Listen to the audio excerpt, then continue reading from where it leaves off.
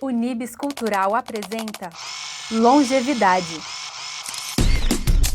Sérgio Duque Estrada, Aging 2.0. Fábio Ota, Isgame. Egídio Dória, USP Terceira Idade. Morris Litvak, Mature Jobs. Longevidade é muito mais do que números.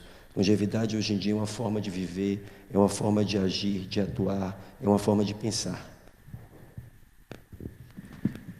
Depois dessa, acho que só tem que complementar que o que nós queremos é uma longevidade com qualidade de vida. Certamente. Porque depois que você explicou tudo, não tem muito o que falar, né?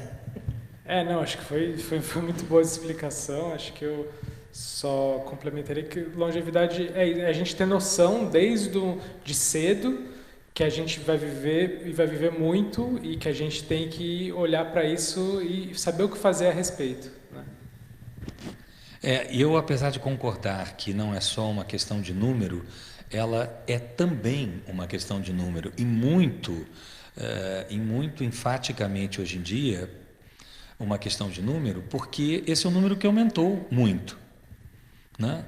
Ou seja, a longevidade hoje, os números, os anos que estamos vivendo a mais do que vivíamos em média há uns 20, 30 anos atrás, é muita coisa e faz muita diferença, né? E com isso nós temos que encontrar soluções que antes nem passavam pela nossa cabeça, como a questão que você cuida, que é de propósito de vida, como a questão da cognição, né? Como a questão do ensino, né? E como a questão que me é mais afeta, mais chegada, mais afeita, que é a questão da tecnologia. Então, são formas hoje, essa longevidade, esse excedente de anos, é que traz um componente novo no nosso raciocínio. Certamente. O que eu falo é que, na questão, quando se fala de longevidade, e fala-se de revolução da longevidade, o aspecto que mais se pauta é nessa questão demográfica. Essa questão que impacta mais, porque são números, são dados objetivos, mas nós temos que extrapolar além disso.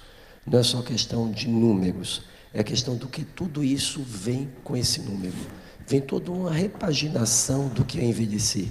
E nós estamos muito pautados, apesar de nós termos esses dados demográficos, em estereótipos que foram criados há décadas atrás.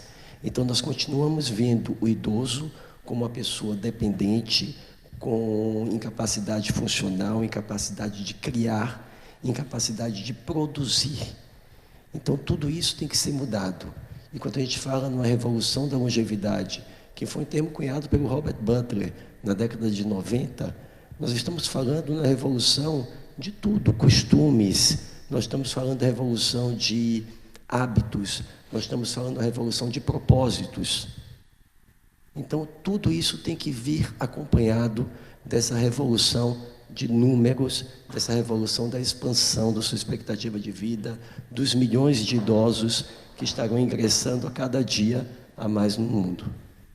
Eu acho que antigamente, nem tão antigamente, você pega 20, 30 anos atrás, quando eu era mais jovem, você falava 40 anos, era uma pessoa idosa. Você fala assim, nossa, aquele velho de 40 anos, você se referia. E hoje você fala assim, não, as pessoas têm 60, 70, estão vivendo muito bem. Eu acho que a gente está tendo que reaprender a viver mais. Reaprender não, aprender melhor, né? Como viver mais, porque antes as pessoas não viviam tanto. E daí surgem várias doenças, várias coisas. E ver esse cara de 70 e dizer que ele tem 70, que o 70 não é o 60, ou 40, ou 50, que o 70 é o 70, mas é o 70 que é o novo 70. Então, isso que nós temos que aprender a ver. Nós temos que aprender a ver que o 80 é o novo 80. Que não é preciso você se achar com 70 naquela imagem que você tinha de uma pessoa de 40 ou 50 anos. Não, esse é o novo 70. Essa vai ser a regra. Isso não é a exceção mais. Você vê os estereótipos, né? Mesmo em comerciais.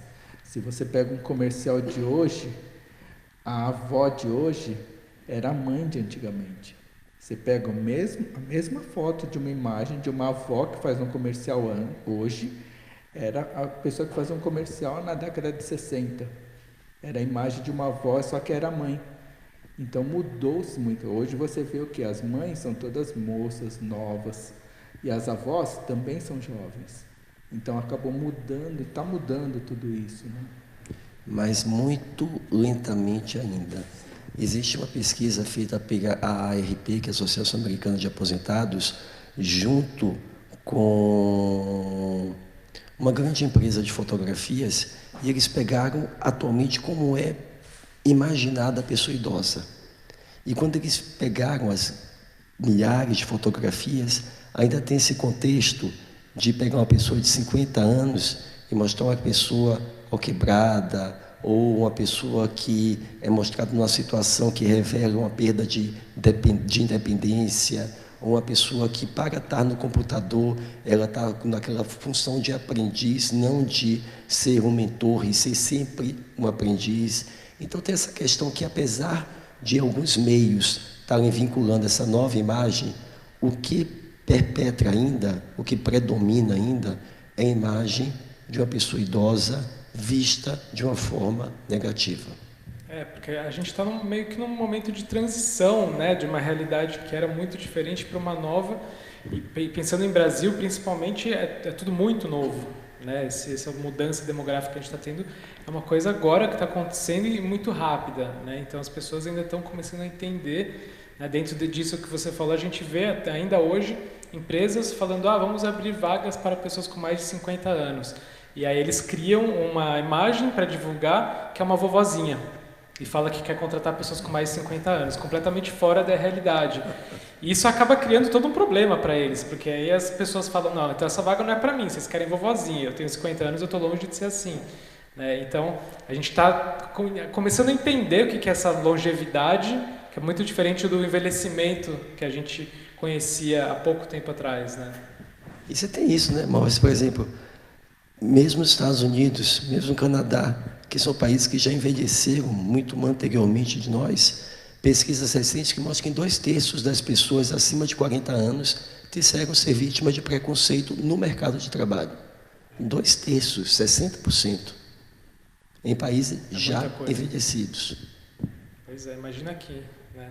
O preconceito, acho que ele vem aí, não só no mercado de trabalho, né, na mídia como um todo, como uma grande questão a ser debatida e depois abatida, né, porque senão a gente chega numa determinada idade, né, quando a gente vê que a gente é longevo no sentido de que, beleza, eu estou com 60, 70 anos, estou bem, né, mas já não sou mais jovem, só que a gente vai se sentir mal se a gente ainda tiver essa imagem de que essas pessoas não servem mais no mercado de trabalho e outras coisas. Afinal de contas, todos esses anos que a gente está ganhando são, né, ao envelhecer, não é na juventude. Então, enquanto a gente começa a encarar isso como algo normal, ok, positivo, bom, a gente vai lidar com mais naturalidade. Enquanto a gente acha que envelhecer é uma coisa ruim, vai ficar todo mundo deprimido quando chegar lá, né? Então... Como que o mercado no Brasil e no mundo, já começaram a falar, eu queria abrir um pouquinho mais, comparação entre o Brasil e o resto do mundo, como que eles estão se preparando para essa revolução da longevidade? Bom, aqui no Brasil, com essa deterioração macroeconômica que nós estamos tendo, né, que ainda temos um estoque de pessoas desempregadas, muito jovens ainda, né, a possibilidade de empregabilidade de 60 a mais, de 50 a mais, ela fica muito mais difícil. Até por uma questão, digamos assim, de matemática financeira, digamos. Quando você pega o valor presente de um jovem no mercado de trabalho, como ele tem uma perspectiva, pelo menos teórica, de uma vida muito mais longa, né? Ainda mais agora que estamos falando de longevidade, com mais expectativa, então o valor presente desse jovem é muito maior, né? Então, a tendência será de empregar pessoas mais jovens, sobretudo também porque existe esse viés da tecnologia de que os mais jovens estariam mais próximos do que é essa vamos dizer assim, utilização dos meios tecnológicos. Então, eu acho que vai ser muito difícil, né, essa empregabilidade será muito difícil, que é uma coisa que a gente às vezes conversa, né? Então eu acho que nós temos que mudar a cabeça muito para empreendedorismo, né? O aprendizado continuado para que novas capacitações sejam agregadas ao currículo, a questão da cognição, que é muito importante, que no teu caso eu vejo que não é só manter o cérebro ativo, é manter tudo ativo, né? A cognição e a máquina funcionando, né? Enfim, quero ouvir o comentário de vocês aí. Só contrariando um pouco, eu acho que sim, nós estamos fazendo um trabalho com os idosos em cima de tecnologia e cognição. E o que a gente tem visto, que aquele preconceito de que, por exemplo, videogame era coisa de criança, tudo, a gente está conseguindo quebrar. Os nossos alunos, 50 mais, 60, 80 mais, eles estão trabalhando com tecnologia, eles estão estudando as novas tecnologias e principalmente o videogame para a saúde mental. Mas o que eu tenho visto com isso é que eles estão perdendo medo, estão se aventurando mais para ser eu sou capaz. Então, assim, eu acho que tem uma série de fatores que vão colocar os jovens em emprego, sim, mas essas pessoas com mais de 50 e 60, pelo menos os nossos alunos que a gente conseguiu ver, eles estão conseguindo aprender até com muito mais agilidade do que a gente esperava. Então, eles conseguem incluir no mercado de trabalho, sim. A gente vê, tem alunos, né? Tem alunos que estão virando youtuber. A gente olha e fala assim, nossa, um youtuber? Tem uma youtuber com 70 anos, 60.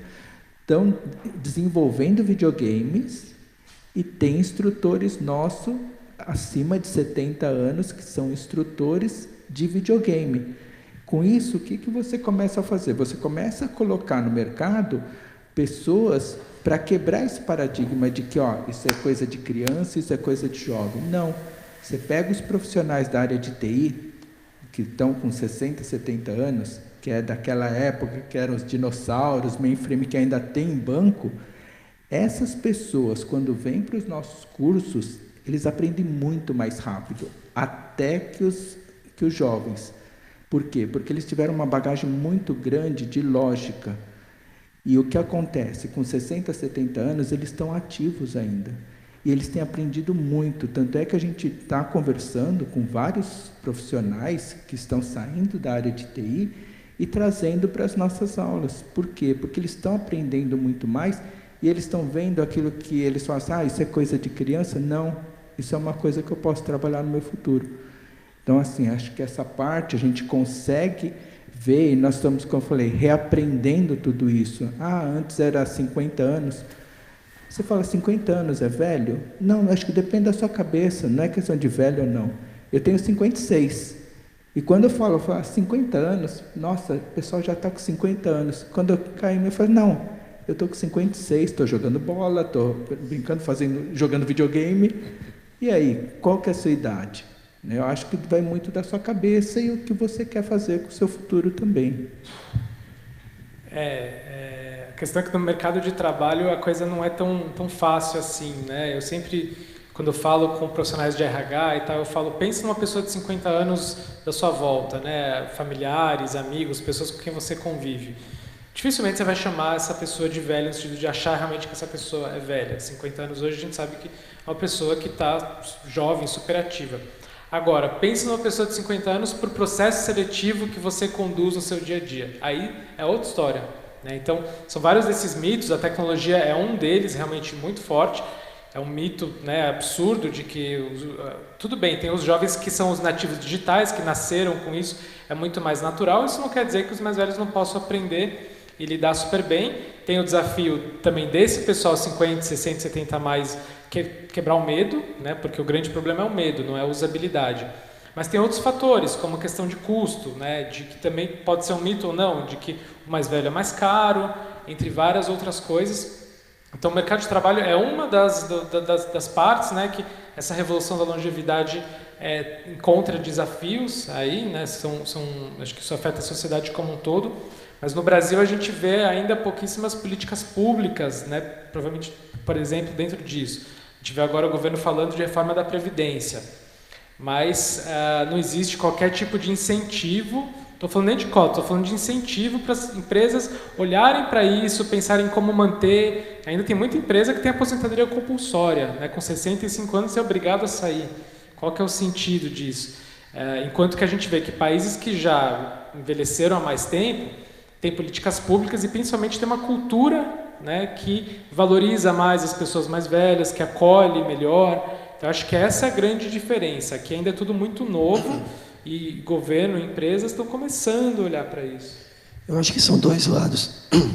Tem um lado do empregador, que continua vendo ainda a idade como aspecto negativo.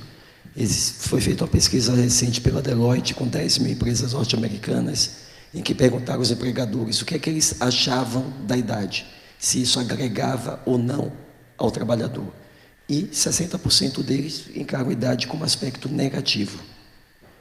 Existe também, além dessa visão, a visão que o idoso tem nos Estados Unidos. Estados Unidos, do mercado de trabalho. Então, muitas vezes, ele está pautado ainda num trabalho que era quando ele tinha 20, 30 anos. Aquele trabalho formal, que ele chega às 9 e sai às 17, que ele não tem que trabalhar no meio em que ele vai ter que lidar com diferentes profissões, com diferentes faixas etárias. Então, existe essa dificuldade também dele se adaptar a esse novo esquema de trabalho, que é um esquema de trabalho que requer, hoje em dia, sobretudo, coparticipação. Você participa em projetos, você participa com diferentes formações, com diferentes faixas etárias, e um novo esquema de vínculo empregatício. E também tem aquele outro lado do idoso que não mais quer aquele trabalho formal. Ele quer um trabalho em que ele vai trabalhar meio período, 3 vezes por semana, que se adapte à nova rotina de vida dele. Ele não quer trabalhar mais das 7 até as 22 horas, porque ele está num outro esquema de vida. Mas é por isso que eu vejo como, como fundamental essa noção do empreendedorismo. Então tem que haver um preparo também. Não é empregabilidade no sentido do CLT, carteira assinada. O próprio idoso, ele forjar o seu emprego, né, através da sua própria criatividade. Criar o seu emprego. Criar, né, o seu emprego. É isso, criar o seu emprego, né, de acordo com os parâmetros de vida que ele tem naquele momento, como você falou, em termos de horário, em termos de segmento, que às vezes uma pessoa pode dizer, não, tudo bem, eu estudei um tipo de carreira. Óbvio que eu acumulei uma série de conhecimentos formais. Essa carreira, além do conhecimento acadêmico, teórico, ela me proporcionou uma vivência e que, eventualmente, eu posso aplicar, né, esse conjunto de conhecimentos a uma nova carreira, a uma nova experiência de vida. Como você falou, teve gente que trabalhava com mainframe, né, e que hoje tem uma facilidade maior e começa a vislumbrar novas possibilidades, não talvez de ter um emprego formal, né, aquele emprego CLT, carteira assinada, né, o emprego das 9 às 5, 9 às 6, mas algo novo dentro dessa nova economia, porque eu acho que é o que você falou, existe uma nova economia. Né? A gente fala muito na Mature Jobs para o nosso público, né, principalmente esses 50 mais que estão fora do mercado querendo voltar, e muitos estão completamente perdidos, né, porque ficam buscando aquele emprego tradicional que não vai mais rolar, né, nem para o jovem tem direito hoje. E a gente fala muito que, muito mais do que atualização técnica, que é importante, mas, né, a atualização técnica é o mais fácil, o mais difícil é o comportamental, que é muito disso que você falou, como o que o Sérgio também falou, ou seja, primeiro pensar em novos caminhos, né, e para isso precisa olhar para dentro, né, o autoconhecimento é fundamental, entender que o trabalho hoje vai muito além do emprego, né, empreender, virar um autônomo, consultor, trabalhar como freelancer de forma mais flexível, remota, né, autônomo, e entender que o ambiente de trabalho, seja dentro ou fora das empresas, ele é muito mais colaborativo, ele é muito mais horizontal, né, é muito mais diverso. Então a gente vê pessoas de 50, 60 anos que ainda têm costumes que há 30 anos atrás eram ok, como machismo, por exemplo, e que perdem oportunidades por causa disso, porque hoje em dia não é mais aceito esse tipo de comportamento, e que precisam entender que hoje as coisas mudaram e que se ele não se adaptar para essa nova realidade, né, ele não vai de fato conseguir ter, mas também entender que tudo mudou, né? Ele tem que se adaptar, mas também ele tem que entender os novos caminhos. Acho que isso é muito importante e quem consegue virar essa chave, abre-se um horizonte, né, novo, enorme de possibilidades, mas quem não consegue fica numa situação complicadíssima. Eu acho que tem um grande problema, um problema a mais no Brasil, é que nós temos uma população muito pouco preparada do ponto de vista educacional. E nós estamos vivendo uma revolução, que é a quarta revolução, em que tudo está mudando, que as profissões estão mudando, que várias profissões estão acabando e outras surgindo, e nós temos uma população que tem 1 a 2 anos de escolaridade. Então, como é que você vai preparar-se para uma revolução da longevidade, uma revolução para um mercado de trabalho que está em contínua mudança, com a população tão pouco capacitada e com um país com tão poucas políticas públicas que abrace essa população que é mais desfavorecida? Então é nisso que nós temos que pensar, porque nós, quando falamos assim, vamos adaptar o mercado de trabalho, vamos frequentar, fazer, inserir tecnologicamente, mas como inserir tecnologicamente uma população que não consegue nem entender um período? Ela lê um parágrafo, ela não consegue interpretar aquele parágrafo. Como é que você vai inserir tecnologicamente essa população nesse mundo em constante mudança? Então nós temos que ter políticas públicas muito fortes. Aí eu te pergunto, eu estava hoje até falando exatamente sobre isso, sobre a comparação de políticas públicas aqui e fora, Europa, Estados Unidos. Nós não temos políticas públicas, ou nós temos, teoricamente, políticas públicas, mas o que nós não temos são ações públicas. Quer dizer, existe o texto, existem os direitos, existem, né, os estatutos, as diretrizes. Então, porque quando a gente fala que não existe política pública, parece que não houve um pensar sobre isso. Eu acho que até, pelo que eu estou começando a entender, houve um pensar sobre isso. Houve um pensar. O que não há é uma ação. Houve um pensar, em determinados momentos iniciou-se isso de forma concreta, mas não foi levado adiante. Então, como o Maurício falou, o Estatuto do Idoso é muito bom no papel, mas na prática ele não acontece. Por falta de ações. Por falta de ações. Né? Ou seja, você faz o planejamento é absolutamente necessário. Né? Como eu sou desse campo de planejamento, eu sempre acho que ele é fundamental para você poder saber, ter ideia de começo, meio e fim, né? E acompanhar e fazer aquela comparação de projetado versus realizado. Mas, se você tem apenas o planejamento e depois você não tem a ação, até para poder medir o que foi feito, o que não foi feito, a coisa não vai sair do lugar. Então, acho que o problema que nós temos no Brasil é essa falta de ações, mas uma coisa que eu também vejo é que no desenho dessas políticas públicas, é isso, elas são públicas. Eu não sei até que ponto existe também uma interseção entre as políticas públicas e as políticas privadas. Como você tem na França, por exemplo, né, em que você... Eu estou citando a França porque foi, por acaso, enfim, um artigo que eu li recentemente, onde você pensa em termos de silver economy, né? E aonde tem a iniciativa privada, você tem o Ministério da Saúde, junto com o Ministério da Economia, junto com grupos de empresários em diversos setores, e que juntos pensam em que ações podem ser praticadas por todas essas entidades, né, esses personagens, de tal forma que você tenha ações concretas que gerem benefícios para a população idosa, mas não somente para a idosa, quer dizer, que gerem benefícios para a sociedade como um todo. E dessa maneira você começa, acredito, pelo que eu vi pelo menos, a ter uma inserção do idoso sem uma visão, primeiro, de um protecionismo, né?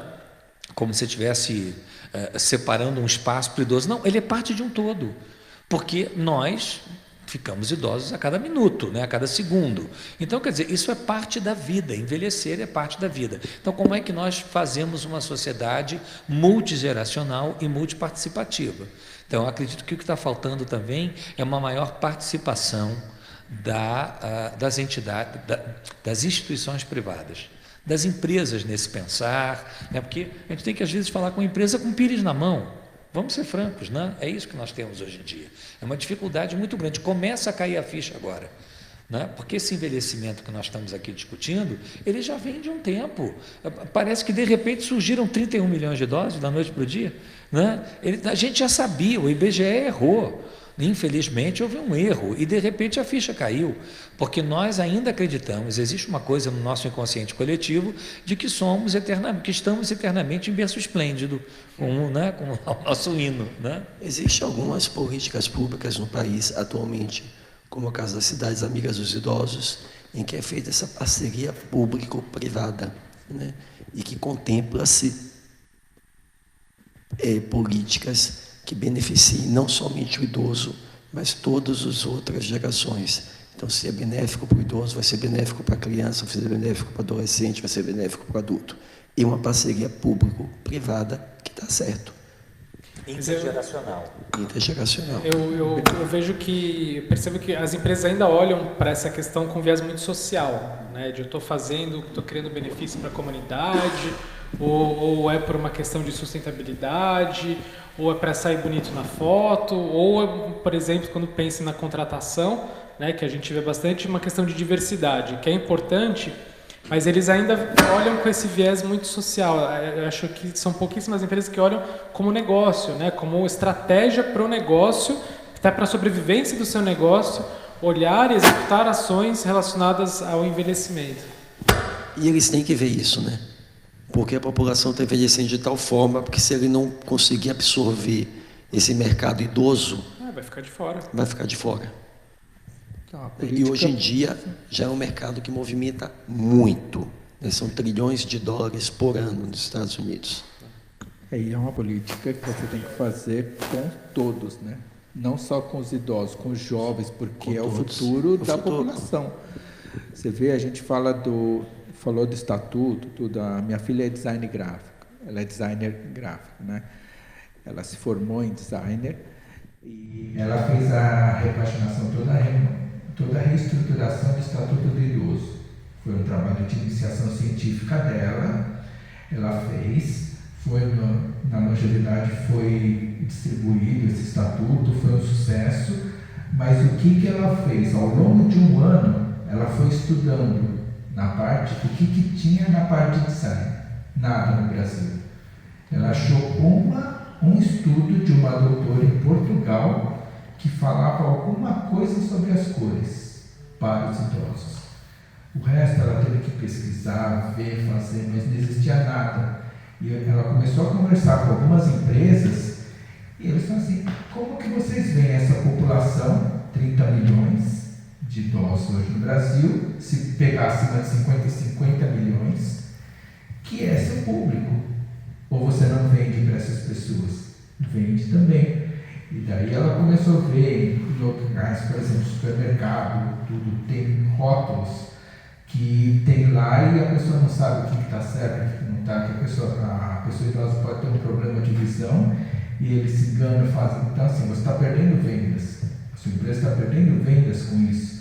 Então, começar a enxergar isso também é um negócio que a gente fala, é só para idosos? Não, é para todo mundo. É porque a presbiopia, tal, na vista cansada, começa a partir dos 40, né? Então, tem um idoso assim. E você vê, né? Embalagem, produto de supermercado, né? Quer dizer, a falta de visão. As pessoas ficam ali. Na Alemanha é uma coisa facílima.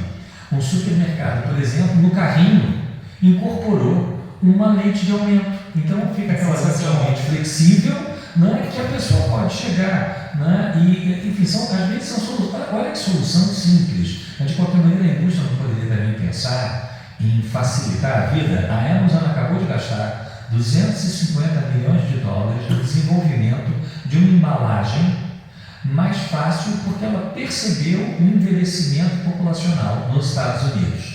Então, quis fazer uma coisa mais fácil. O Google, enfim, objeto, aumentou já algumas vezes nos últimos anos. O Google ficou na surdina, porque eles perceberam também o envelhecimento populacional, a famosa vista cansada, né? Então, aumentaram aquele espaço. Então, e tem que perceber, se uma garrafa mais fácil de abrir, vai ser mais fácil de abrir por todos. Né? É universal. É universal. Então o design é universal. O design é universal. No Japão, o design de alguns produtos é pensado nisso, né? Você vê algumas embalagens no Japão que é muito fácil de abrir. Muito clear, que você sofre para abrir alguma coisa, nossa, é um transtorno.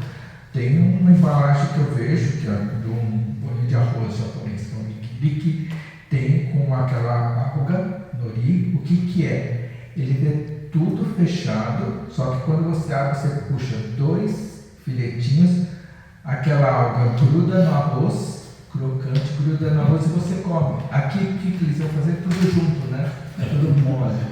E aquelas latas, né? Para você abrir aquelas latas, são horríveis. Lá você pega e clica. Então, assim, mas só fechando a ideia que a gente estava falando de política pública, eu ainda vejo, que eu acho que é um dos temas, né, que nós estamos aí querendo focar, eu vejo que acho que nós temos até políticas públicas na teoria. Na prática está faltando essa conjugação da política pública com a iniciativa privada, muito em linha com aquilo que você falou, né? É de nós termos uma sensação de colaboração entre gerações, porque essa é a forma como você vai ter um produto ou um serviço que no final atenda de uma maneira mais abrangente as diferentes camadas de população, né? E toda política pública sofre se o Estado está envolvido de uma forma muito ativa e positiva e contínua. Elas não podem ser interrompidas com mudanças de coordenação, mudanças de governo, que é o que acontece aqui no nosso país. E só uma coisa importante, aqui nós falamos falamos muito de certa forma, há um viés aqui socioeconômico nessa nossa conversa, porque eu acho que existem aquelas as velhices excluídas, né? Pessoas que estão em situação muito difícil mesmo, estão totalmente excluídas, são sozinhas, né? Pessoas que não têm recursos, pessoas que são exploradas às vezes pelas suas famílias, né? Pessoas que não têm realmente uma educação, que nunca tiveram, né? Nunca tiveram nem quando jovens e nem agora. Agora então a situação fica pior, porque elas já não têm mais uma disposição física que permita com que elas gerem algum tipo de renda, estão à mercê completamente de famílias que por sua vez também às vezes estão numa situação difícil. Então para essas famílias o idoso ainda é realmente um estorvo, né? A não ser quando ele tem talvez uma aposentadoria, mas fora disso existe realmente uma população excluída muito grande. E aí eu acho que a política pública ela é falha, mais uma vez, por falta de ações, né? Eu ficaria aqui ouvindo vocês falar por bastante tempo ainda, mas a gente precisa caminhar para o final, e aí eu queria saber um pouco o pensamento de vocês sobre o futuro. O que vocês imaginam do futuro aqui para o Brasil? Para a gente vai ficar mais velho, tenho 25 anos, vou ficar velho. Tipo. Sendo otimista, eu acho que o futuro é muito incerto. Eu acho que para nós melhorarmos a perspectiva de envelhecimento num país como o nosso, que é tão desigual, que numa cidade como São Paulo, você continua tendo diferença de expectativa de vida de 25 anos, em que pessoas que moram no bairro conseguem atingir 80 anos e outras a expectativa média de vida de 55 anos de idade. Falar em futuro, a gente tem que ter no mínimo esse cuidado, dizer que é muito incerto. Sobretudo porque o presente foi chegar no futuro. E nós não estamos conseguindo ver mudanças significativas nesse presente. Existem movimentos, óbvio que existem melhorias aconteceram, mas muito pouco significativas para tudo o que está acontecendo do ponto de vista de longevidade. Tudo que acontece do ponto de vista demográfico, tudo que já tem de experiências bem-sucedidas lá fora e que não conseguem ser implantadas aqui. E aí quando você me perguntou o que uma pessoa de 25 anos pode fazer, lutar muito para que essas mudanças aconteçam num passo muito acelerado. Porque daqui a pouco a 5 anos. Então, é uma ilusão você pensar que os seus 60 ou os seus 50, porque todos os aspectos negativos não acontecem aos 60. Elas começam a acontecer muito antes. Começa a acontecer no mercado de trabalho quando você atinge os 40 anos de idade. E que para aquele empregador, a partir dos 40 anos de idade, você já não é mais capaz de dar um salto profissional. Então, essa mudança, essa luta, tem que partir desde muito cedo. A gente tem que ser mais ativo e participativo com o que acontece nas nossas vidas. Porque a forma como nós envelhecemos depende muito das nossas escolhas. Mas depende muito também do ambiente no qual nós estamos inseridos. E esse ambiente a gente pode mudar. Mas nós não podemos ficar numa atitude passiva. Então, na minha opinião, o nosso futuro é muito incerto. E acho que justamente por ele ser incerto, que quando a gente pensa, por exemplo, habilidades do futuro, onde a tecnologia vai dominar cada vez mais tudo, né? Mas enfim, o trabalho, automatização, robô, inteligência artificial, vai conseguir ter um futuro melhor, né? Se é que se dá para dizer assim, quem tiver a maior capacidade de se adaptar, né? A gente tem visto cada vez mais estudos falando disso, porque ele é tão incerto que se você não está aberto para ir se adaptando a essas mudanças, realmente você vai ter um problema muito sério. Então, a gente tem que, desde os 25 anos, estar se preparando para se adaptar. Hoje eu estou fazendo uma faculdade, estou me formando naquilo, trabalhando com tal coisa, mas eu preciso estar atento a tudo o que acontece no mundo e à minha volta, porque daqui a pouco o que eu vou estar fazendo é completamente diferente. Acho que a única certeza é essa, é que tudo vai ser muito diferente, né? Então, se a gente não se prepara para isso, se atualizando, se conectando com as diferentes gerações, né? Vai ser cada vez mais intergeracional, e se preparando, né, para essas mudanças mais do que técnicas, comportamentais, a gente vai ter problemas, mas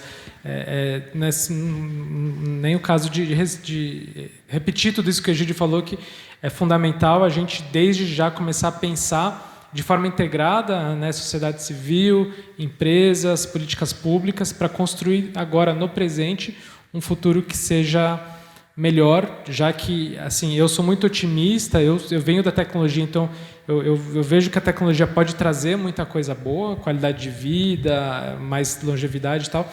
Por outro lado, é muito desafiador pensar que as diferenças sociais, que a gente já tem hoje, que são imensas, também tendem a crescer, já que as pessoas que têm menos acesso a tudo isso, né, quem faz um trabalho braçal, vai ficar mais excluído ainda, provavelmente. Eu sou bem otimista em relação ao futuro. Eu ainda sou otimista e acredito muito no futuro nosso. Se a gente pensar 5 anos atrás, quando eu comecei a falar sobre games para idosos, ninguém falava nada. Não, você está louco, isso não existe, não pode. Hoje já é uma realidade. Demorou 4, 5 anos para nós nos tornarmos uma realidade.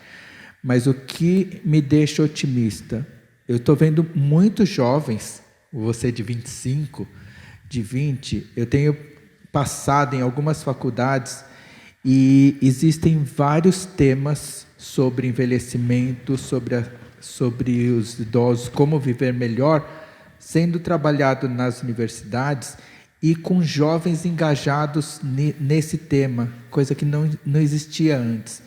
Então, eu sou otimista quanto a isso, sim, porque eu sou suspeito em falar da minha filha, mas minha filha fez um trabalho que, 22 anos, imaginava pensar, não, hoje ela trabalha numa agência de publicidade, vai pensar nos jovens, não, ela pensou em todo, e não só ela, eu vejo muitas pessoas, jovens, começando a pensar nisso.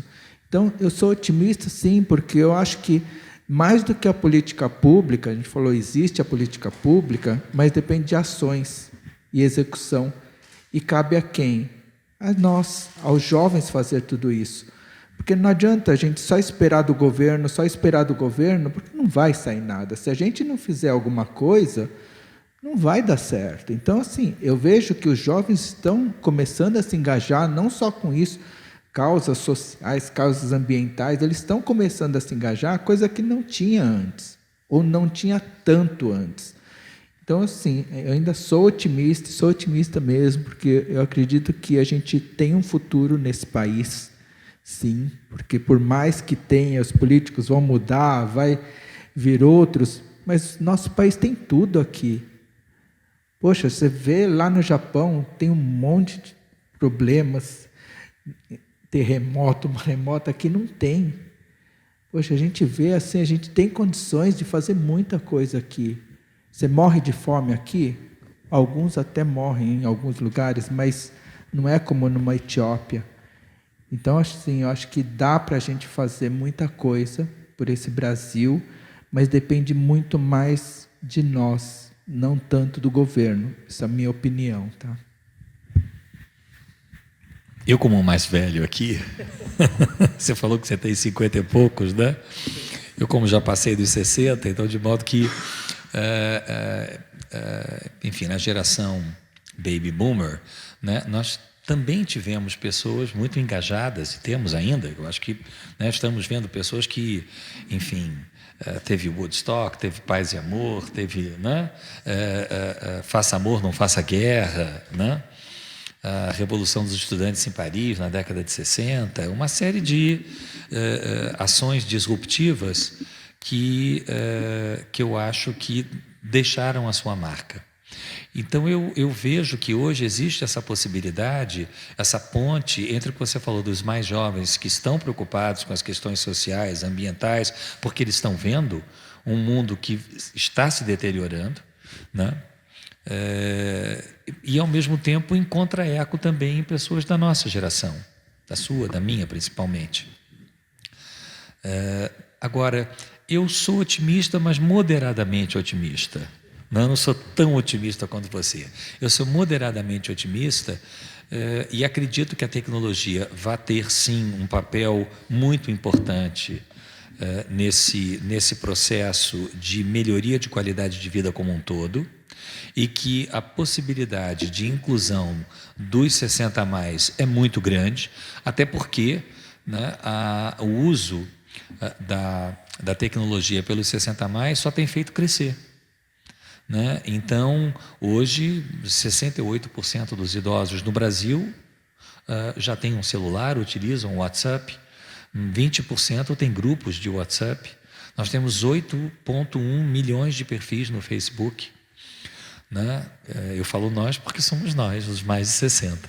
Então, sim, eu vejo como uma participação importante, eu vejo também que isso tende a crescer. A outra coisa é que também quem hoje tem 50, ou quem tem 45, está muito mais inserido nas tecnologias, nas mídias sociais, então isso, né, vai haver uma tendência cada vez maior de assimilação.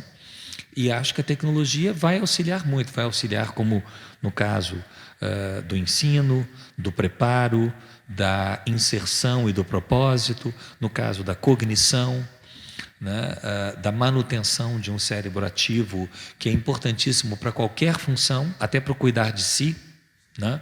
Então, eu tenho esse tipo de otimismo, eu tenho, acho que a tecnologia... Agora, a minha...